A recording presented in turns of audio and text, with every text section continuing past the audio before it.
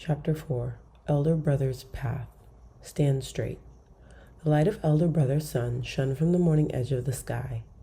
Stand Straight looked up into the sky from the wooded edge of the brook below the falls. His hands were raised toward the warmth of the new day. Out of the corner of his eye he could see his uncle, who stood 100 yards behind him by the edge of a thickly wooded valley. Stand Straight knew that Seize the Wind was watching him. He could tell that his uncle was pleased that he was not forgetting to pray to the Creator and give thanks to Elder Brother's son. After all, it was known that Elder Brother's son liked the sight of war, and it was the path of war, Elder Brother's path, that they were now walking. But as he stood giving thanks, the tall Abenaki boy remained watchful. It had been 3 weeks since their party of 6 had set out from their little village. Now there were armies all around them, and they were close to one of the towns of the Bostoniac. The white colonists who were rebelling against their king, those cursed Bostonians, as Wolfmark continued to call them, were known to be a dangerous and unpredictable people. But the Songlismoniac, the so-called allies of the Abenaki, were nearly as bad. Twice, Stand Straight and the others had almost been shot by the British. The first time was just as they entered the British camp. They had come out of the evening so silent that they startled a soldier who was on sentry duty. He had lifted his musket to fire at them. Seize the Wind was too quick for the sentry, though.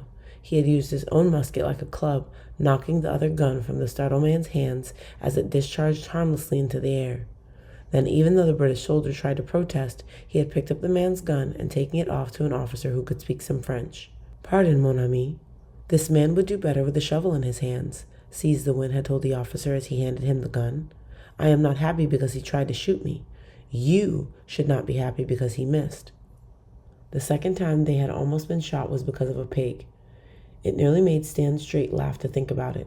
The man they had called Hungry Frenchman, who had traveled with them from Oudinot to fight for the English, had found the pig rooting around near the edge of a field. He had tied a rope about its neck and brought it back. Making signals that the pig would be their meal, the Frenchman, who spoke almost no Abenaki, had tied the pig to a bush and gathered a handful of dry sticks. Bon cochon, bon cochon. Hungry Frenchman had kept saying, good pig, good pig. His mouth was clearly watering at the thought of eating pig meat. It was so funny to watch that all of them had been laughing, even Richard. Hungry Frenchman was a skinny, lantern-jawed man with a heavy beard. No matter how much he ate, he never got fat, and he was always hungry. Before Seize the Wind could stop him, Hungry Frenchman had taken out his flint and steel and started a fire. It was not a good place to start a fire. The grass was thick and dry, and it began to burn. A great pillar of smoke rose up. Hungry Frenchman tried to put out the fire, but it was too late. As he batted at the grass with his hands, soldiers who had seen the smoke arrived from both sides of the field. The soldiers in one group were Hessians, Germans hired to fight for King George. The men in the other group were Bostoniac. Stand Straight and the others had scrambled away as fast as they could while shots were fired at them from both sides. No one had been hurt, not even the pig, which slipped free of its rope and escaped into a hedgerow. But they had been in real danger. It was that second episode which had made his uncle decide that their small party would do better on its own, rather than staying close to the unpredictable white soldiers of King George. That was yesterday. When a short British officer gave them their assignment, later the same day, Seize the Wind had squatted down to listen. They would be with Peter's Corps, one of the Loyalist regiments, fighting by the side of the British. As soon as the officer finished talking, Seize the Wind stood up. He was almost twice as tall as the officer. "We scout," Seize the Wind told the Peter's Corps officer. And scout they did, staying as far away from both armies as possible. One of the things they had scouted was this quiet camping place near the brook, which reminded them of their own river at Oudinot. "I must finish my prayer," Stand Straight thought. "Ket Siniwask," he said, in a voice so soft that only the wind could hear it. "Great mystery, you have kept us from harm. For that I give you thanks. All I ask is that you help us see the right road to follow. Ketsi Wawini, great thanks." Then he lowered his arms. The sound of a crow came from the wooded valley behind him. It was one of their signals. Stand Straight moved away from the edge of the brook. As smoothly as a mink slipping among the rocks, he vanished from sight.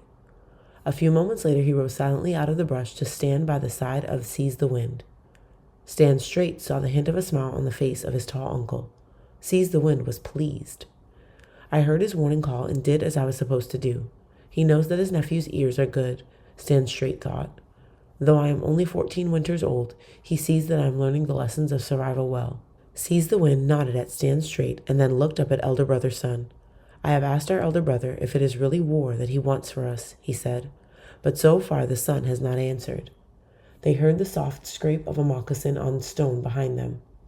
Did you get a good one? Stand Straight asked without turning around. Wolfmark stepped in front of his cousin and their uncle, holding up his spear. He was smiling.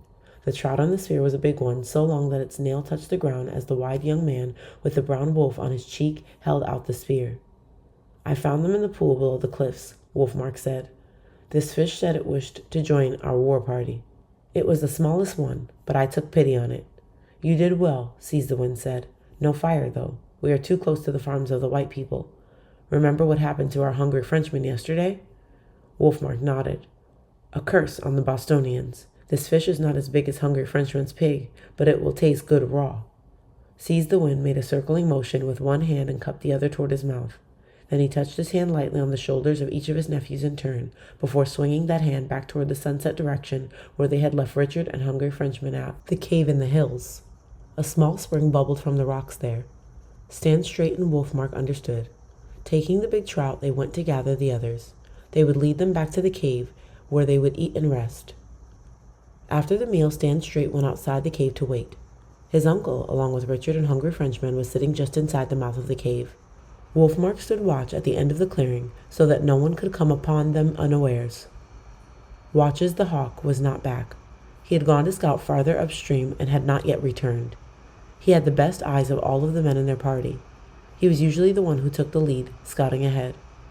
Stand Straight held the ice stone up and looked through it. I will see Watches the Hawk, he said. He will come down that deer path toward us. The ice stone had been given to Stand Straight by the deep spring which never dried up in the hottest summer or froze in the coldest winter. The stone was small enough to cup in the palm of his hand. It was smooth and rounded like the egg of a wood duck. Its color was the kind of blue he had seen only in the sky. You could see the spirit that trembled in everything when you looked through the hole in the center. Wherever he went, he carried the ice stone with him in the deerskin pouch that hung at his waist. He remembered the morning 6 winters ago when the stone was given to him. Seize the Wind had awakened him at first light. It was the job of an uncle to show his nephew the right way to live. Today, Seize the Wind had said, you must find something that will be a helper to you. You have lived through 8 winters, so it is time for you to do this. It was a very cold morning. There was mist over the waters of the pool where the deep spring bubbled up. There was ice around the edge of the spring, but the center of the pool was clear. Seize the Wind had looked at him and then made 2 motions with his hands. A sweeping gesture toward the water and then a downward thrust with the fingers of his hands pressed together. Stand Straight was used to the cold. Each morning in the little village everyone went out to bathe at first light in the nearby stream, but he knew this would not be easy. Sharp edges of ice had cracked against his legs as he waded in. Then, where it became deep, he dove down as his uncle had told him to do. But he did not reach the bottom. He floated back up, bent at the waist, and kicked. His eyes were open, but the water was so cold that everything seemed blurred. He found nothing with his outreached hands. When he came to the surface again, it seemed as if his lungs were on fire, but he dove a 3rd time. This time he almost reached the bottom, but again he had to struggle back up for breath. When he came to the surface that 3rd time, he saw the worry on the face of his uncle. But then Stand Straight remembered the story his uncle had told him when he was a small child about how Earth was created. There was no dry land. Everything was covered with water, so the birds and animals dove down to bring up some dirt that could be used to make dry land. The first 3 failed, but the last animal, Muskrat, brought up a pawful of dirt. With that story in his mind, he had tried a 4th time. He had gone deeper than before. His hand had touched something so smooth that it felt warm as he grasped it. He had risen back up to the surface, holding the blue stone. That was how the ice stone had been given to Stand Straight 6 winters ago. Now, as he looked through it, he saw Watches the Hawk coming along the path just as he had hoped. Stand Straight turned back toward the cave and whistled the call of the redbird. Everyone was on their feet and waiting by the time Watches the Hawk joined them. I have seen the enemy, he said. I have been to their houses and looked in their windows. They are beginning to gather in a cabin 2 looks from here. Then he laughed. None of them have any eyes. Though I watched them, none of them saw me. Wolfmark handed him a piece of the pink meat of the trout. Watches the Hawk sat on the log by the cave mouth and ate while the others waited. I almost took a captive, he said. A boy, about your height, stand straight. I came close enough for him to almost feel my breath. He was looking into the brook the same way you look into your stone. We could have brought him back to our village with us to take the place of your brother who... Watch as the hawk stopped talking. As good as his eyes were, he had a problem with his mouth. He had never learned when to talk and when not to talk of certain things. He did not apologize for the pain that he saw in Stan Straight's eyes, but he was sorry in his heart. All of Stan Straight's immediate family had taken the long road that led from the top of the highest mountain along the road of stars into the skyland.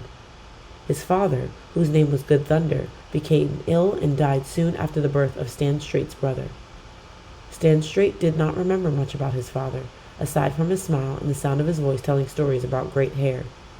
But only 2 winters had passed since Stan Straight's mother and his brother and 4 others, all women and children, had left their village. They had gone south, far down the river to trade. They had not returned. The story was brought back to them by a Mohican man who was a friend. He had told how those 6 were murdered by a band of armed Bostoniac men, crazy with drink and ready to kill any Indian they could find. Had such a thing happened not long before, the Abenaki would have sought out those murderers. They would have taken Bostoniac lives in return. But the elders of the village had listened to the words of Father Louis. Although many of the young men protested, they had not sent out a revenge party. Instead, the men who left the village went with only one mission. They went to bring back the bones of their dead, to bury them in the graveyard at Odanak. When they returned, Father Louis held a special mass for those who had been killed. All through that mass and the days that followed, Stan Straight had wondered many things. He had wondered if the pain he felt in his heart would ever leave him. He had wondered why he did not feel that same desire for revenge that his friends felt, even though it was not their mother or brother who had been murdered. He had looked through the eye stone at the church, at the river, at the people around him. He had not seen the answers. That was one of the reasons his uncle had brought him on this journey. Perhaps the answers would be seen here in the land of the Bostoniac. Watch as the hawk was looking down at the knife sheathed at his belt.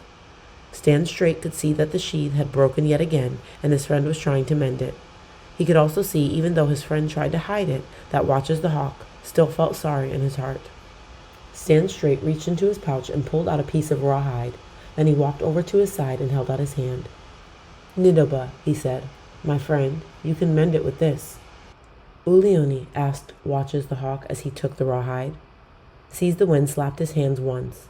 The sound was like a beaver's tail striking the water. Everyone turned to look at him. He rubbed his palms together, then squatted down. The others gathered around him. "This is what we will do," he said. "The Bostoniac are gathering.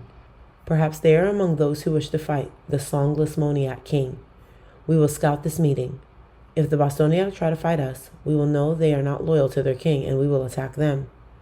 The little officer of the king's army is sure to reward us for this action." Seize the Wind looked at the faces of each of the young men in turn. He saw no questions in any of them, except in the face of Stan Straight. The boy was not looking at his uncle. Instead, his eyes were turned down. "My nephew," Seize the Wind said, "what question do you have?" Stan Straight looked up from the eye stone that he held in the palm of his right hand. "Uncle," he asked, "do we know what is in the hearts of these people?" Seize the Wind nodded. It was the kind of question he would have asked when he was a young man. "My nephew," Seize the Wind said, "we will soon find out."